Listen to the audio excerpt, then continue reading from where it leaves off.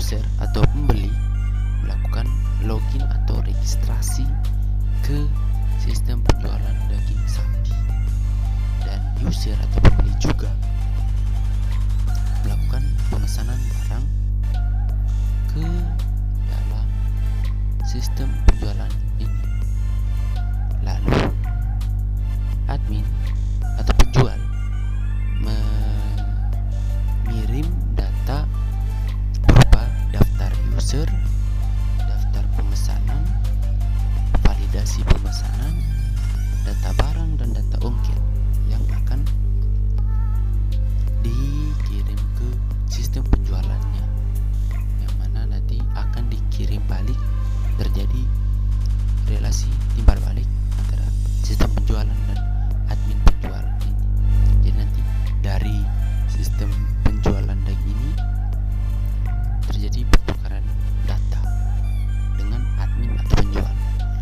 Lalu semua data tadi diproses yang akan menghasilkan output berupa invoice pemesanan dan invoice pembelian yang dikirim ke user atau pembeli.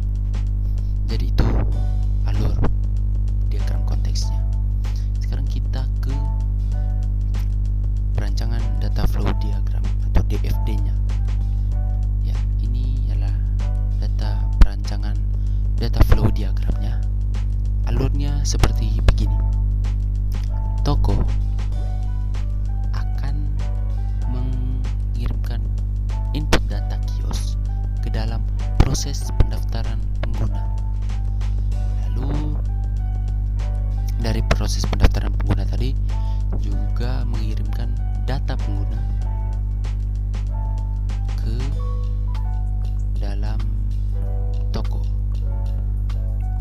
Lalu di pendaftaran pengguna tadi menerima data dari toko berupa input data kios dan input data pelanggan dari pelanggan,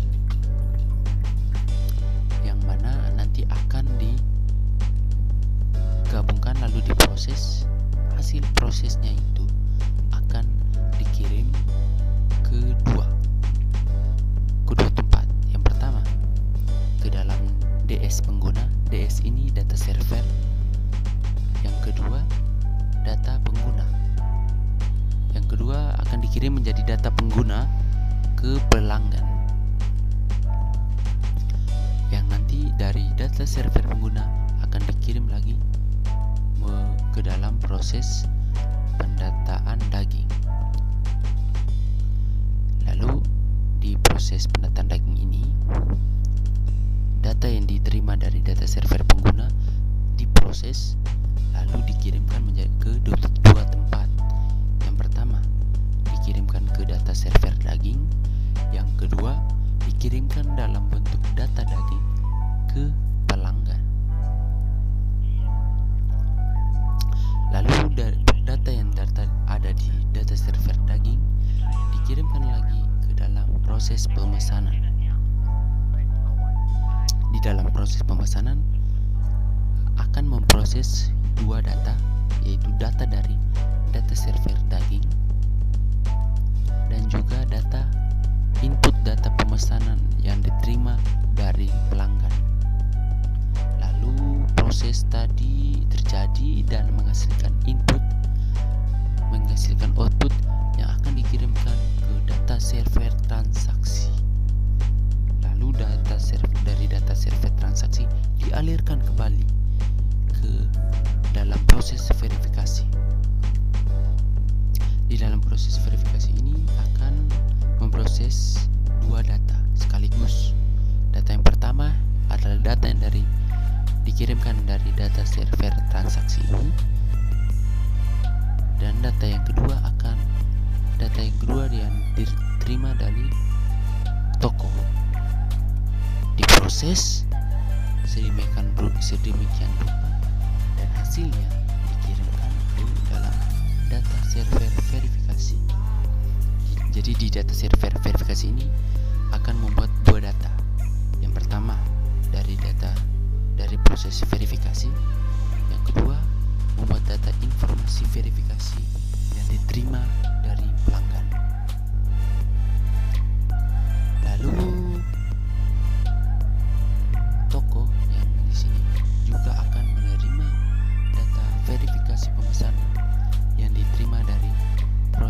verifikasi. Ya, jadi itu alur dari perancangan data flow diagramnya. Yang berikut kita ke perancangan ERD-nya atau Entity Relationship Diagram. Perancangan ERD di sini saya menggunakan 4 entitas. Entitas yang pertama ada pelanggan, entitas kedua ada pemesanan, entitas ketiga ada pengiriman, dan entitas keempat ada produk. Di masing-masing entitas terdapat beberapa atribut, dan salah satu di antara atribut itu ada salah satu yang merupakan primary key-nya atau data yang tidak boleh diulang. Contoh dalam entitas pelanggan yang menjadi primary key-nya adalah ID pelanggan, atribut ID pelanggan. Lalu di entitas pemesanan yang menjadi primary key adalah ID pemesanan. Di entitas pengiriman yang menjadi primary key adalah ID pengiriman, dan yang menjadi dan di entitas produk yang menjadi primary key-nya adalah ID produk. Lalu relasi dari perancangan ERD ini akan seperti ini. Misalnya relasi antara pelanggan, entitas pelanggan dan entitas pemesanan akan terjadi relasi melakukan, di mana tipe relasinya itu one to many. Jadi satu pelanggan, satu entitas pelanggan melakukan banyak entitas pemesanan. Nah, lalu relasi antara entitas pemesanan dan entitas pengiriman akan terjadi relasi, yaitu relasi menggunakan, dengan tipe relasinya itu one to one. Jadi maksudnya adalah satu entitas pemesanan dapat menggunakan satu entitas pengiriman. Lalu berikutnya ada relasi antara entitas pengiriman dan entitas produk. Di sini entitas pengiriman dan entitas produk akan terjadi relasi berupa memilih, di mana tipe relasinya adalah many to many. Jadi banyak entitas pengiriman dapat memilih juga banyak entitas produk. Ya, itu tadi perancangan ERD-nya. Yang berikut kita ke kamus datanya, perancangan kamus datanya yang memuat tabel-tabel dari masing-masing entitas. Misalnya tabel yang pertama adalah tabel pelanggan. Ya, ini adalah atribut-atribut dari tabel pelanggan. Ada ID pelanggan, atribut ID pelanggan yang merupakan primary key. Lalu ada atribut nama pelanggan, ada atribut email, atribut nomor telepon, dan atribut alamat. Tabel yang kedua, tabel produk. Di sini dalam tabel produk terdapat ID produk sebagai primary key-nya. Lalu ada atribut nama produk, ada atribut stok, ada atribut harga, dan atribut deskripsi. Yang ketiga ada atribut pemesanan. Dalam ada tabel pemesanan. Dalam tabel pemesanan terdapat atribut ID pemesanan sebagai primary key-nya, lalu atribut nama pemesan, atribut tanggal, atribut total harga, dan atribut quantity. Yang tabel berikutnya tabel pengiriman. Dalam tabel pengiriman ini terdapat ID pengiriman yang merupakan primary key-nya, lalu atribut nama penerima, lalu dan atribut tanggal, lalu atribut ongkir, dan atribut quantity. Ya, Jadi itu rancangan kamus data, ERD, DFD, dan diagram konteksnya. Sekarang kita lihat ke dalam rancangan database-nya. Sini saya menggunakan database MySQL. Kita buka dulu. Sini saya akan menunjukkan kepada Anda database yang saya gunakan. Ya, ini adalah database yang saya gunakan. Terdiri dari beberapa tabel. Di sini ada 4 tabel. Yaitu tabel pertama login, lalu ada tabel pemesanan, tabel pengiriman, dan tabel produk yang sesuai dengan perancangan ERD tadi. Pertama kita ke login. Login ini memuat beberapa atribut seperti ID user yang merupakan primary key, lalu ada email, atribut email, dan atribut password yang memuat email dan password yang akan kita gunakan untuk login ke websitenya. Lalu kita ke pemesanan, tabel pemesanan.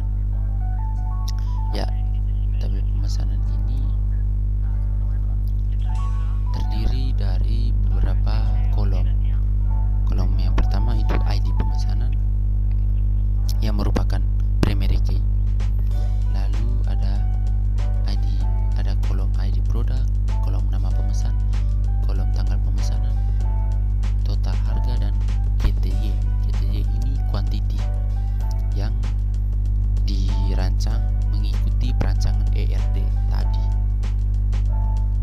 Lalu kita ke tabel pengiriman. Tabel pengiriman ini sama juga, ada primary key-nya yang merupakan ID pengiriman, lalu ada ID produk, kolom ID produk, kolom nama pengirim, tanggal pengiriman,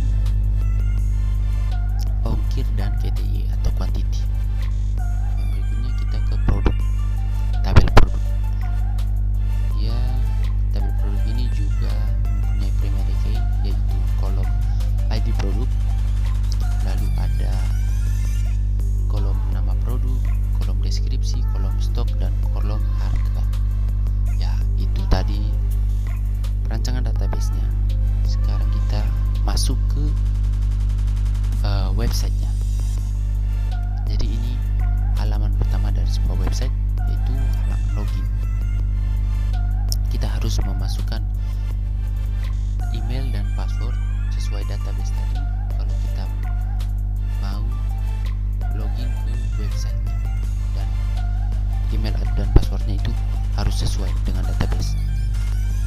Di sini saya mau masukkan emailnya alex@gmail.com, passwordnya 1234, login. Ya, kalau begini, kalau masuk ini berarti berhasil ya loginnya. Jadi ini adalah tampilan awal dari websitenya jika kita sudah login.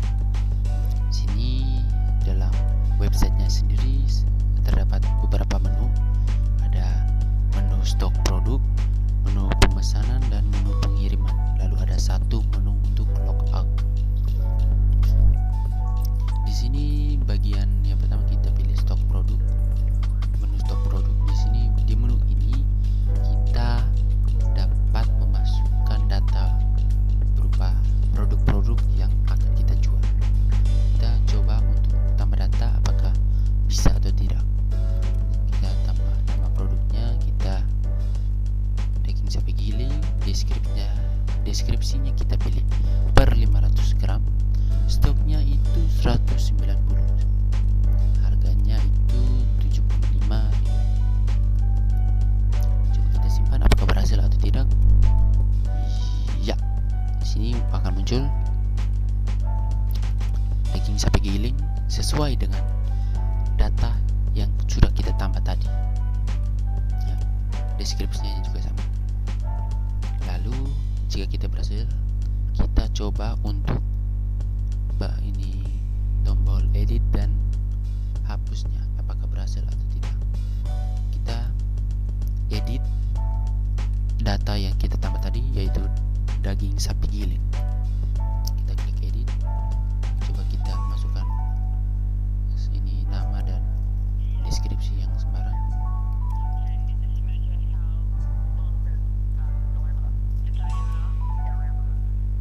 Tidak semua berhasil.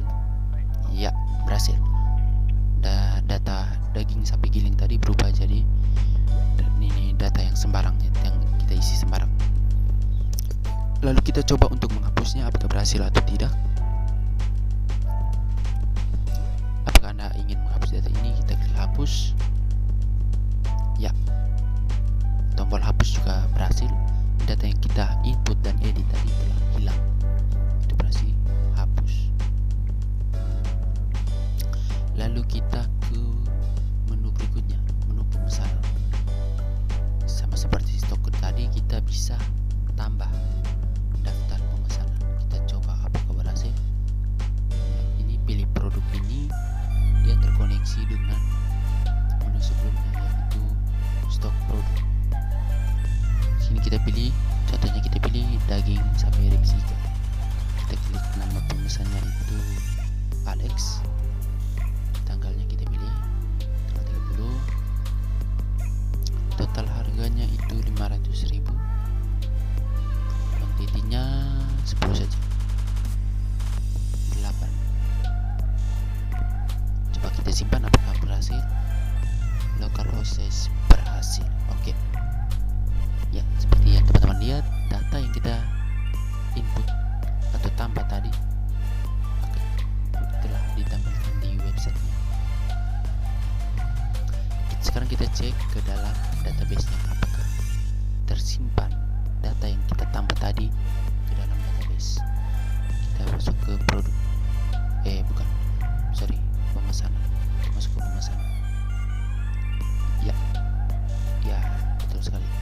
Data yang ada di database sudah tertampil sesuai dengan data yang kita tambah di website tadi.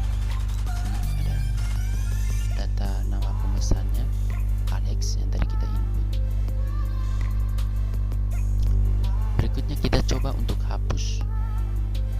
Apakah hapus ini berhasil? Kita coba dulu. Klik hapus. Ya, betul sekali, data yang kita tambah tadi telah hilang. Ya, seperti yang teman-teman lihat sendiri. Sekarang kita cek ke database apakah data itu telah terhapus. Kita lihat dulu. Ya, betul sekali, database tadi, data dari website tadi telah terhapus juga di database, yang berarti koneksi antara database dan website tadi berjalan baik. Kita ke menu berikutnya.